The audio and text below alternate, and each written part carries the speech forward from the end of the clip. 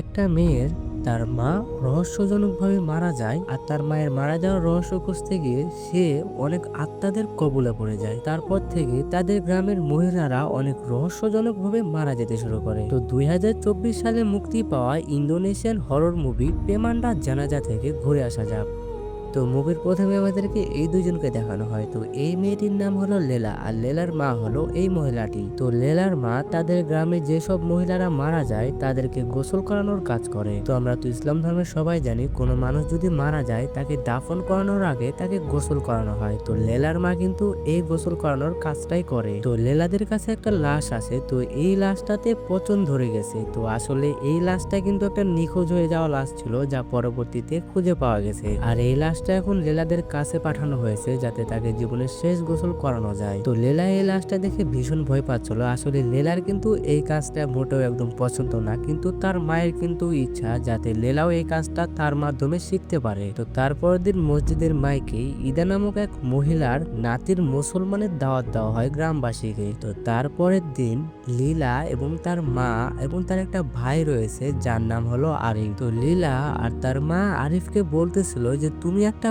ভালো কোনো একটা চাকরি বা কোনো একটা কাজ খোঁজো, কারণ তোমার জন্য গ্রামের মানুষদের কাছে আমার অনেক কথা শুনতে হয়। আসলে আরিফ আর লেলার কিন্তু বাবা নাই, মানে মারা গেছে অনেক আগেই। তো তারা হলো ফ্যামিলি মেম্বার এই তিনজনই। তো আরিফ হলো একটা পেশায় একজন ছোটখাটো একটা মেকানিক। তো তারা যখন হাঁটতে হাঁটতে গল্প করতেছিল তখন তাদের পরিচিত একটা মেয়ে আসে। তো এই মেয়েটার নাম হলো রিকা। তো রিকা আরিফকে বলতেছিল যে আমার বাড়ি কিছু কারেন্টের কাজ আছে। তারপরে রিকা আরিফকে তার বাড়িতে নিয়ে চলে যায়। তো এইদিকে লেলা আর লেলার মা তাদের নিজেদের বাড়িতে চলে আসে। তো লেলার মা যখন নামাজ পড়ার সময় সে যখন রুকু থেকে দাঁড়ায়, সে বুঝতে পারে যে তার পিছনে কেউ একটা রয়েছে। তো লীলার মা নামাজ শেষ করে দেখে যে যাকে সে পিছনে আন্দাজ করেছিল সে আর এখানে নাই। তারপরে লীলা আর লীলার মা একসাথে ছিল। তো লীলার মা লীলাকে বলতেছিল যদি আমি মারা যাই বা আমার পরবর্তী এই যে আমি গোসল করাই মৃতদেহদেরকে, আমি চাই আমার পরবর্তী আমার জায়গাটা তুমি নিবে, কারণ এই গ্রামের ভিতরে শুধুমাত্র আমি এখন এই রাজদেরকে গোসল করাই। তো লীলা তার মাকে বলে যে হ্যাঁ আমি জানি আপনি এই কাজটা আপনার মায়ের কাছ থেকে শিখেছেন, কিন্তু আপনি যে আমাকে শিখাতে যাচ্ছেন এইসব কাজ দেখে আমি প্রচুর ভয় পাই আর আমার ইচ্ছাও নেই এই কাজ শেখার। তারপর লেলার মা ইদা নামক এক মহিলার বাড়ি যাওয়ার জন্য প্রস্তুতি নেয়, কারণ ওইখানে একটা মানুষ মারা গেছে আর তার জীবনের শেষ গোসল করানো হবে। তো লেলা তার মাকে বলতেছিল এখন কি না গেলে হয় না, কারণ রাতের বেলায় বৃষ্টি হওয়ার সম্ভাবনা রয়েছে। তো লেলার মা লেলাকে বলে আমি যদি না যাই তাহলে ওই মৃতদেহটাকে গোসল করাবে কে, কারণ এই গ্রামে আমি ছাড়া গোসল করানোর মতন মানুষ আর কেউ নেই। তারপরে লেলার মা চলে যায় এক ইদা নামক মহিলার বাড়ি। তারপরে সেই বাড়িতে যাওয়ার পরে দেখতে পায় যে এখানে একটা মহিলার লাশ আর তার মুখে চোখে অনেক রক্ত লেগে রয়েছে। আর এইদিকে লেলা তার বাড়িতে একাই ছিল, আরিফ এখনো কাজ থেকে বাড়িতে ফিরেনি। তো লেলা যখন একা ছিল সে শব্দ শুনতে পায় যে তার বাড়ির উপর দিয়ে কেউ হাঁটাচলা করতেছে। আর তখনই তাদের বাড়ির যে চালটা ছিল ওইটা ভেঙে পড়ে যায়, আর তখন ওই চালের ফুটো দিয়ে বৃষ্টির পানি নামতে শুরু করে বাড়ির ভিতরে। আর তখন আরিফও চলে আসে, আর আরিফ এসে যখন দেখতে পায় যে চাল ফুটো হয়ে গেছে তখন সে বাইরে চলে যায় চালটাকে ঠিক করার জন্য। আরিফ যখন চাল ঠিক করতেছিল তখন দেখতে পায় যে তার মা আসতেছে, আর তার মা হাঁটতে হাঁটতে হঠাৎ করে পড়ে যায় মাটিতে। তারপর আরিফ চাল থেকে নেমে আর তার বোনকে ডেকে তার মাকে নিয়ে যায় বাড়ির ভিতরে। তো লীলা তার মাকে বলতেছিল ইরা যে আপনার বান্ধবী সে কিভাবে মারা গেছে। তো লীলার কথার তার মা কোনো উত্তরই দেয় না। তারপর লীলা তার মাকে রেস্ট করার জন্য রুম থেকে বেরিয়ে যায়। তো তার কিছুক্ষণ পরে সে দেখতে পায় যে তার মা বাহিরে এসেছে, আর সে বাহিরে এসে রক্তমাখা কাপড় আগুন দিয়ে পুড়িয়ে দিচ্ছিল। তো এটা দেখে লীলা এসে তার মাকে বলে এগুলো তো ইদা আন্টির কাপড়, আর তুমি এভাবে পুড়াচ্ছ কেন। তারপরে লীলাকে তার মা বলে যে মৃত ব্যক্তিদের কাপড় চোপড় পুড়িয়ে দেওয়াই ভালো। তারপরে লীলার মা ওখান থেকে চলে যায়। তো সে যখন হেঁটে যাচ্ছিল তার সাইডে একটা আয়না ছিল, সে দেখতে পায় যে তার চেহারা অনেক ভয়ঙ্কর দেখতে হয়ে গেছে। আর এই দেখে লীলা ওই কাপড় চোপড়ের ভিতরে কিছু ছেঁড়া ছবি পায়, আর ওই ছবিগুলো সে রেখে দেয় তার কাছে। আর লেলার মা যখন অন্যদিকে ঘুরে শুয়েছিল তখন লেলার মা বুঝতে পারে যে তার মেয়ে এসেছে তার কাছে শুতে। সে তার মেয়েকে ডাকে, তো তার মেয়ে তার কথার কোনো উত্তর দেয় না। সে যখন এই পাশে ঘুরে তখন সে দেখতে পায় যে এইখানে তার মেয়ে নেই, কিন্তু এখনো তো লেলা তার কাছে শুতে আসলো, মানে ওইটা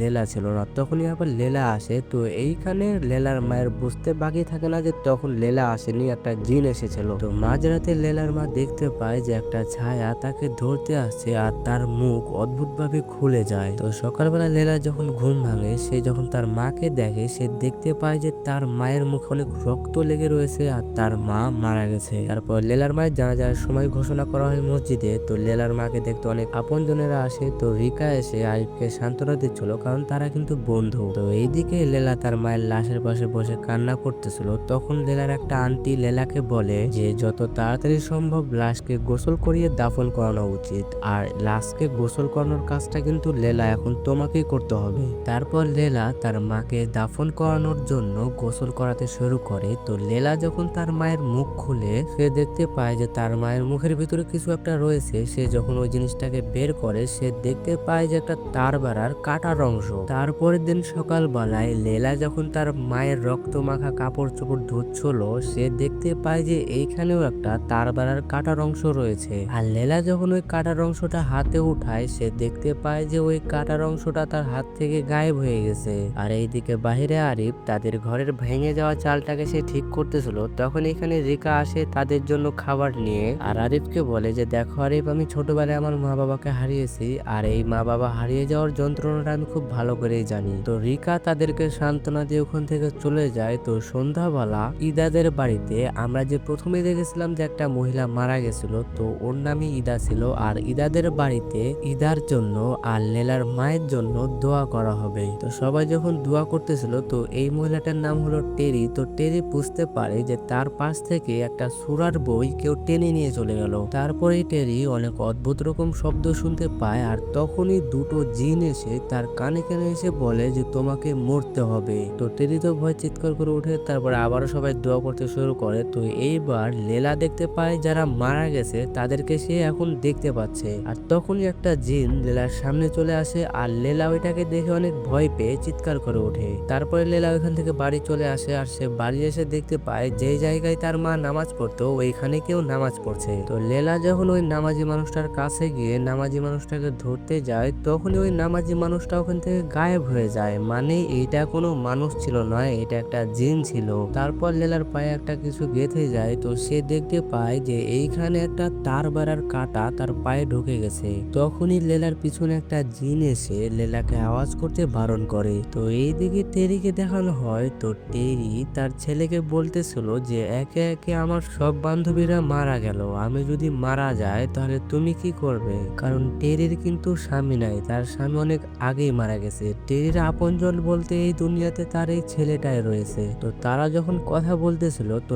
টেরি তার ছেলের পিছন দিয়ে দেখতে পায় যে তাকে কেউ উকি মেরে দেখতেছে। তো টেরি দেখতে পায় যে তাকে ওই আড়াল থেকে বারবার দেখতেছে। তো তারপরে তার ছেলে যখন ওখান থেকে উঠে চলে যায়, তো টেরি যখন ওই রুমে আসে যে কে তাকে বারবার দেখতেছিল এইটা দেখার জন্য, তো সে ওই রুমে এসে কাউকে দেখতে পায় না। তো সে তখন দেখতে পায় যে আলমারি অদ্ভুতভাবে একাই খুলে যায়। তো সে যখন ওই আলমারিটা লাগাতে যায়, তখন আবার অদ্ভুতভাবে আলমারিটা একাই লেগে যায়। তো তারপরে আবার আলমারিটা আবারও একাই খুলে যায়। তো তারপরে টেরি যখন দেখতে যায় যে আসলে আলমারির ভিতরে আছেটাকে, তখন আলমারির ভিতর থেকে দুটো হাত বেরিয়ে টেরির গলা চেপে ধরে আর সে চিৎকার করে ওঠে। তো তার চিৎকার শুনে যখন তার ছেলে তাকে দেখতে আসে, সে রুমের বাইরে এসে দেখে যে তার মায়ের মুখ থেকে অনেক রক্ত বের হচ্ছে। আর তার মায়ের রুমে যখন সে যেতে চায়, তখন অদ্ভুতভাবে রুমের দরজা একাই লেগে যায়। তো তার কিছুক্ষণ পরে আবার তার রুমের দরজা খুলে যায়। তো তার ছেলে যখন ওই রুমে ঢোকে, সে দেখতে পায় যে তার মায়ের মুখ দিয়ে রক্ত বের হয়ে সে মারা গেছে। তো মসজিদে টেরির জানাজার সময় ঘোষণা করা হয়। তো তারপরে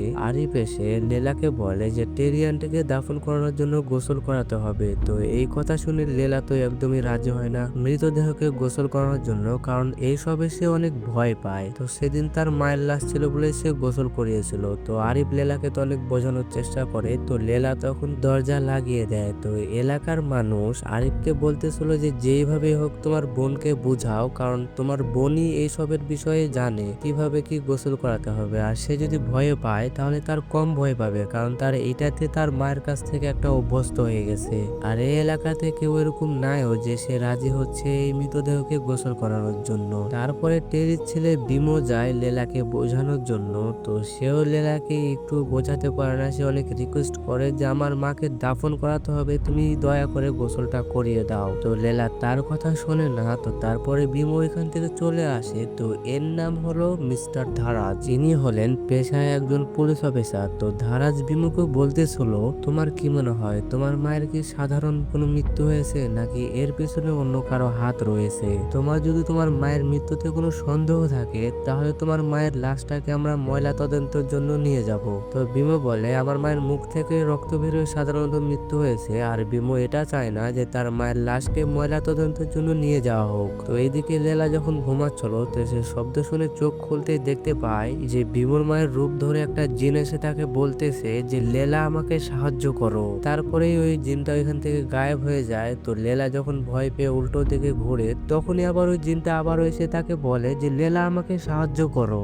তারপর লেলা বাড়ি থেকে বেরিয়ে বিমোদের কাছে চলে যায়। তো বিমোর কাছে প্রথমেই লেলা গিয়ে মাফ চায়। তারপর লেলা বিমোর মায়ের লাশের কাছে চলে যায়। তো লাশের কাছে যাওয়ার পরে বিমোর মায়ের লাশটা অদ্ভুতভাবে নড়ে চড়ে ওঠে। তারপরে লেলা বিমোর মায়ের মুখের ভিতরে দেখতেছিল যে ওই তারের বেড়ার মতন কাটা রয়েছে কিনা, কারণ বিমোর মাও কিন্তু তার মায়ের মতনই মারা গেছে। তো লেলা বিমোর মায়ের মুখের ভিতরে কিছুই দেখতে পায় না। তারপরে সে গোসল করাতে শুরু করে বিমোর মাকে। তো তারপরে অদ্ভুতভাবে বিমোর মা উঠে বসে আর সে তার হাত দিয়ে তার পেটে শুধু আঘাত করতেছিল। তো তারপরে লেলা তার পেটের উপর থেকে কাপড় সরাতেই দেখতে পায় যে এইখানে একটা অনেক বড় একটা তার বেড়ার কাটার অংশ রয়েছে। তো লেলা তার বেড়ার কাটার অংশ বের করার পরে বিমোর মা আবারও শুয়ে পড়ে, কিন্তু তার চোখটা খোলা থাকে। তো লেলা বারবার চোখ বন্ধ করার চেষ্টা করে, কিন্তু অদ্ভুতভাবে আবারও তার চোখ খুলে যায়। তখনই হঠাৎ করে বিমোর মায়ের লাশ লেলাকে ধরে বলে যে আমাকে সাহায্য করো। তারপরে সিন চেঞ্জ হয় এবং বিমোর মাকে দাফন করানো হয়। তো তারপরের দিন লেলা চলে যায় বিমোর কাছে। তো বিমো তার আন্টির কাছে চলে যাবে। তো বিমো লেলাকে বলে আমার না একটু সন্দেহ হচ্ছে। তো আমার মায়ের ঘরে কেউ ছিল না,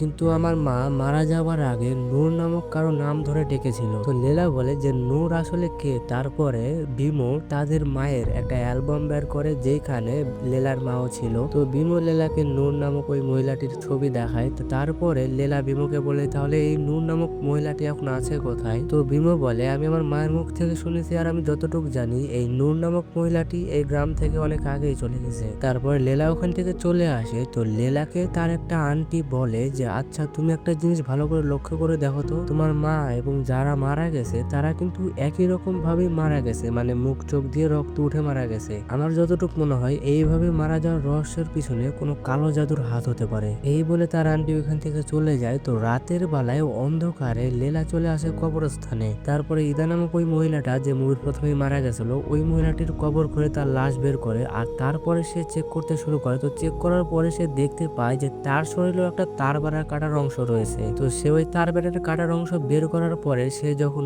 উপরের দিকে তাকায় সে দেখতে পায় যে এইখানে তাকে অনেকগুলো মৃত লাশ ঘিরে ফেলেছে। তো সে তো ওইখান থেকে কোনো রকম ভাবে বেঁচে ফিরে বাড়ি চলে আসে। তো তারপর দিন মসজিদে বলা হইতেছিল কবরস্থানের ইদার কবর কেউ ঘুরে রেখেছে। এটা শুনে লেলার ঘুম ভেঙে যায়, আর সে যে ইদার যে শরীরে তার বেড়ার কাটার অংশটা পেয়েছিল ওইটা দেখে, আর সে দেখতে পায় যে এই তার বেড়ার কাটার অংশটা অনেক বড়। তারপর লীলা চলে আসে তার একটা আন্টির বাড়ি। তো এখানে সে খোঁজার পরে একটা গ্রুপ ফটো খুঁজে পায়। তো এখানে সে নূর নামক মহিলাটির চেহারা অনেক স্পষ্ট ভাবে দেখতে পাচ্ছিল। তখনই এখানে তার আন্টি চলে আসে। তো লেলা তার আন্টিকে বলে যে এই নূর নামক মহিলাটি কে, আর বিমোর মা যখন মারা যাচ্ছিল তখন এই নূর নামক মহিলাটির নাম ধরে ডেকেছিল। আমি জানতে চাই যে আসলে এই নূরটা কে। তখন তার আন্টি বলে এই নূর নামক মহিলাটির নাম তুমি ভুল করেও তোমার মুখে আনো না, কারণ এইটা হলো একটা পিশাচ মহিলা। তখনই লেলার আন্টি অদ্ভুত রকম শব্দ শুনতে পায়, আর তখনই সে তার হাত দিয়ে তার চেহারা থেকে মাংস একদম উপরে ফেলে। তো এটা দেখে লেলা অনেক চিৎকার করতে শুরু করে। তখন তার আন্টি পিছন দিক থেকে এসে বলে লেলা তুমি চিৎকার করতেছো কেন। তো লেলা তো তার আন্টিকে দেখে একদম অবাক হয়ে যায়, কারণ লেলা তো দেখলো তার আন্টি তার মুখের মাংসই ছিঁড়ে ফেলে। তাহলে এটাকে তার মানে তখন সেটা তার আন্টি ছিল না, তার আন্টির রূপ ধরে একটা জিন এসেছিল। তো লেলা তার আন্টিকে জিজ্ঞেস করে যে এই নূর নামক মহিলাটি কে, আমাকে এর বিষয়ে সবকিছু বলো। তো তার আন্টি বলে এসব বলার এখন সময় নাই, ইদার কবর যেন কেউ খুঁড়ে ফেলেছে, চলো ওইখানে যাবো। তারপরে সিন চেঞ্জ হয়। তো এইদিকে আরে বাড়িতে মাটি পড়ে থাকতে দেখে। তো সে যখন ওই মাটি পড়ে থাকা অনুসরণ করে দেখতে দেখতে যায়, সে দেখতে পায় যে লেলার খাটের নিচে একটা কোদল পড়ে রয়েছে। তো এইটা দেখে তার বুঝতে বাকি থাকে না যে রাতের বেলায় ইদার কবরটা কে করেছিল। তখনই এখানে লেলা চলে আসে আর আরিফকে বলে যে আমার মা এবং ইদা আন্টিরা যারা মারা গেছে ওদের মারা যাওয়ার রহস্য আমি খুঁজে পেয়ে গেছি। এই যে তার বেটার কাটার অংশ, এই কাটার অংশ আমি প্রতিটা লাশের শরীর থেকেই পেয়েছি, এবং আমাদের মা এবং আমাদের আন্টিরা যেভাবে মারা গেছে তাদের মুখ থেকে রক্ত উঠে উঠে মারা গেছে, মানে সবাই একরকম ভাবেই মারা গেছে। আর এটা শুধু সম্ভব একমাত্র কালো জাদুর মাধ্যমে। হয়তোবা কেউ কালো জাদু করে আমাদের মা এবং আন্টিদের মেরেছে। যেইভাবে হোক আমি রহস্যময় কালো জাদুকরকে বের করবো। তো তাদের কথাবার্তা তাদের একটা আন্টি যার নাম হলো মিস টেরি সে শুনে ফেলে, আর সে ওখান থেকে পালিয়ে আসে। তো মিস টেরি এক মহিলাকে বলতেছিল যারা মারা গেছে তারা কিন্তু সবাই কালো জাদুর মাধ্যমে মারা গেছে, আমি এটা বলতে শুনেছি লেলার মুখ থেকে। তারপরে টেরি যাদেরকে বলেছিল ওরাও কিন্তু এই গ্রামের অনেক মহিলাদেরকে বা অনেক মানুষদেরকে বলতে শুরু করে যে এই গ্রামে যারা মারা গেছে যেসব মহিলারা তারা সবাই এই কালো জাদুর মাধ্যমে মারা গেছে। তারপরে টেরি চলে আসে রিকার কাছে এবং রিকাকে সবকিছু বলে যে তুমিও সাবধানে থাকবে, সবাই কিন্তু কালো জাদুর মাধ্যমে মারা যাচ্ছে এখন। আর যারা মারা গেছে তারা মারা যাওয়ার আগে নূর নামক কারো নাম ধরে ডাকতেছিল, যে কিনা এই গ্রামে অনেক আগে বসবাস করতো। তো রাতের বেলায় লেলা টেরির বাড়িতে চলে আসে, তখন আবার এইখানে একটা পুলিশ অফিসার চলে আসে আর লেলাকে বলে কি এসব মানুষদের ভিতরে গুজব ছড়িয়ে বেড়াচ্ছেন, কারণ নূর তো এই গ্রামে বসবাস করতো কিন্তু সে তো অনেক আগে মারা গেছে, আর একজন মৃত ব্যক্তি কিভাবে কালো জাদু করে অন্যদের মারবে। তারপরে পুলিশটা এখান থেকে চলে আসে। তো লেলা যখন টেরির বাড়িতে ঢোকে তো টেরিকে সে দেখতে পায় অদ্ভুত রকম ভাবে বসে রয়েছে। তারপরে টেরি অদ্ভুত রকম বিহেভ করতে শুরু করে, মানে এখন টেরির ভিতরে নূরের জিন চলে এসেছে। তারপরে নূর লেলাকে বলে লেলা আমাকে সাহায্য করো, তারা আমাকে স্বামী চুরি করার অপরাধ দিয়েছে এবং তাদের পরিবার ধ্বংস করার অপরাধ দিয়েছে। তারপরে টেরির ভিতরে আরেকটা জিন চলে আসে আর লেলাকে বলে তুমি যদি বাঁচতে চাও তাহলে এই গ্রাম ছেড়ে এখনই চলে যাও। তারপরে ওই জিনটা টেরির শরীর ছেড়ে দেয়। তারপরে এদিকে লেলা বাড়িতে চলে আসে আর সে যখন একটা ছবি মেলাচ্ছিল তখন এখানে আরিফ চলে আসে। তো আরিফ এসে লেলার সাথে অনেক রাগারাগি করে, কারণ লেলার জন্য কিন্তু আরিফের অনেক কথা শুনতে হচ্ছে এই গ্রামের ভিতরে। তার বন্যাকে অসমাপ্ত গুজব ছড়িয়ে বেড়াচ্ছে। তো লেলা তখন আরিফকে বোঝানোর চেষ্টা করে যে আমাদের মা সাধারণভাবে মৃত্যুবরণ করেনি, আমাদের মাকে মারা হয়েছে। তো আরিফ তো লেলার কথা একটাও বিশ্বাস করে না। তো লেলা যখন মাঝরাতে শুয়েছিল তো তখন আমরা দেখতে পাই একটা হাত আসছে অনেক বড় লেলাকে ধরতে, যেমনটা তার মার বেলায় এসেছিল। তো তখনই লেলার মুখ দিয়ে রক্ত উঠতে শুরু করে আর সে মারা যায় এবং তাকে খাটলাতে করে যখন দাফন করাতে নিয়ে যায় তখন সে অদ্ভুত ভাবে চোখ খুলে যায় আর তার ঘুম ভেঙে যায়, মানে সে একটা দুঃস্বপ্ন দেখতেছিল। তখন ওই পুলিশটার কথা মনে পড়ে। তো পুলিশটা তাকে বলেছিল যে নূরের একটা মেয়ে ছিল যে কিনা আপনার সমবয়সের এখন হয়ে গেছে। তারপরে লেলা ভাবতে শুরু করে কারণ এই গ্রামে শুধু মা মরা মেয়ে রয়েছে রিকা। তারপরে রিকার বাড়িতে চলে আসে লেলা। তো লেলা রিকার বাড়িতে এসে ছবি টবি খুঁজে বেড়াচ্ছিল। তো তখন সে একটা টাইলসের নিচে গর্ত দেখতে পায় আর সে যখন ওই গর্ত থেকে কয়েকটা ছবি বের করে সে একটা গ্রুপ ফটো দেখতে পায়, আর এই গ্রুপ ফটোতে তার মা এবং তাদের আন্টিরা ছিল যারা কিনা মারা গেছে। তখন লীলা দেখতে পায় ছবির পিছন দিয়ে প্রতিটা ছবির মানুষের ভিতরে তারের বেড়ার কাঁটা লাগানো রয়েছে। আর লীলা আরেকটা ছবি খুঁজে পায় যেটা কিনা ছিল নূরের আর রিকার ছোটবেলার ছবি। তখন লীলা বুঝতে পেরে যায় যে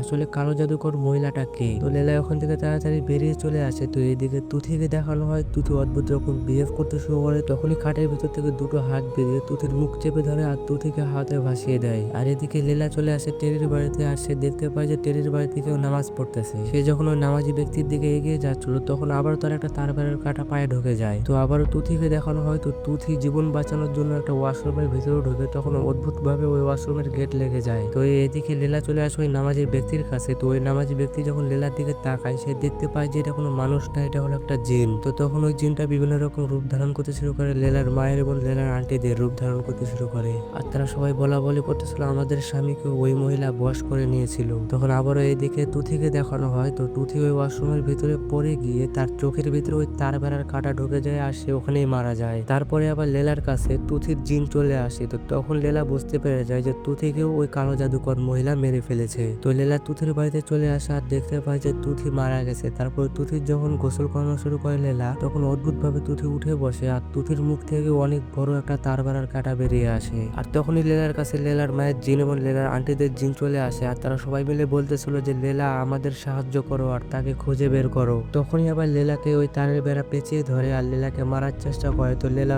তখন চিৎকার করতে শুরু করে আর বাইরে থেকে ওই পুলিশটা দরজা ভেঙে ভিতরে চলে আসে। তখন লেলা দেখতে পায় যেখানে রিকাও আছে। তখন রিকার কাছে লেলা চলে যায় আর রিকাকে বলতেছিল কেন আমার মা এবং আমাদের আন্টিদেরকে মেরেছো। তখন রিকা লেলার কানে কানে বলে যে এটা তাদের পাপের শাস্তি, এই বলে সে ওখান থেকে চলে যায়। তো এইদিকে তুথির লাশ যখন বের করা হচ্ছিল তখন তুথির লাশ পড়ে যায়। তো এই দেখে ওইখানকার মহিলারা অনেক অদ্ভুত রকম বিহেভ করতে শুরু করে ভুতুরের মতন। তো এদিকে রিকাকে দেখানো হয়। তো রিকা সবকিছু গোছাচ্ছিল যাতে এখান থেকে সে পালিয়ে যেতে পারে। তো এদিকে লেলাদের এখানে পরিস্থিতি আবার স্বাভাবিক হয়ে যায়। তো এইখানে লেলাকে একটা মহিলা বলতেছিল তুমি যে রিকার সম্পর্কে যেসব কথাগুলো বললো এটা কি সবকিছু সত্যি। তো লেলা তখন হ্যাঁ বলে। তখন গ্রামের অনেক মহিলারা রিকাকে মারতে রিকার বাড়িতে চলে আসে। তো রিকা যখন তার ছোটবেলা কল্পনা করতে শুরু করে যেভাবে তার মাকে এই গ্রামের মানুষরা মেরেছিল। তো রিকার মাকে যখন মারতে এসেছিল যখন রিকা ছোট ছিল তো তখন তখন আমরা দেখতে পাই যে এইখানে রিকার মাকে মানে নূরকে মারতে এসেছিল মিস তুথি, তারপরে ইদারাও মারতে এসেছিল। আর অনেক মহিলারা ছিল এই গ্রামে, তো তারা সবাই মিলে নূরকে বলতেছিল যে তুমি আমাদের স্বামীদেরকে বশে করে নিয়েছো। এই বলে নূরকে বাড়ি থেকে টানতে টানতে একটা তার বেড়ার কাছে নিয়ে চলে আসে আর তার বেড়াতে তাকে ঠেকিয়ে তাকে মারতে শুরু করে। আর এই দৃশ্য ঘরের ভিতর থেকে ছোটবেলায় রিকা দেখতেছিল আর কান্না করতেছিল। তো গ্রামের মহিলারা নূরকে মারার সময় বলতেছিল যে তুমি আমাদের স্বামীদেরকে বশে করে নিয়েছো কালো জাদুর মাধ্যমে। যেইভাবে রিকার মাকে মারা হয়েছিল রিকা যখন ছোট ছিল, ওইভাবেই রিকার মায়ের মতন করে রিকাকে এখন সবাই গ্রামের মানুষরা মারতে শুরু করে। তো রিকাকে মারার সময় সবাই বলতেছিল যে তুমি কালো জাদুর মাধ্যমে এই গ্রামের মানুষদেরকে মারতেছো কেন? তখন রিকা উঠে গিয়ে বলে যে এটা তাদের পাপের শাস্তি। মানে রিকা তার মায়ের প্রতিশোধ নিচ্ছিল। তো নূরকে তো মেরেছিল এই গ্রামের অনেকে, যার মধ্যে ছিল মিস্তুথি, তারপরে ছিল ইদা। মানে রিকা সবাইকে মারতো এই গ্রামে, যারা যারা রিকার মাকে যখন সে ছোট ছিল নির্মম ভাবে মেরেছিল। তো রিকাকে যখন মারতেছিল, তো রিকা যাদেরকে কালো জাদুর মাধ্যমে মেরেছিল তাদের জিন এখানে চলে আসে আর তারা সবাই মিলে রিকার মার খাওয়ার দৃশ্য দেখতেছিল। তো কিছু দূরেই লেলা ছিল, তো তখন লেলার কাছে লেলার মায়ের জিন চলে আসে আর লেলাকে তখন বলে এদেরকে তুমি থামাও, রিকাকে যাতে তারা না মারে।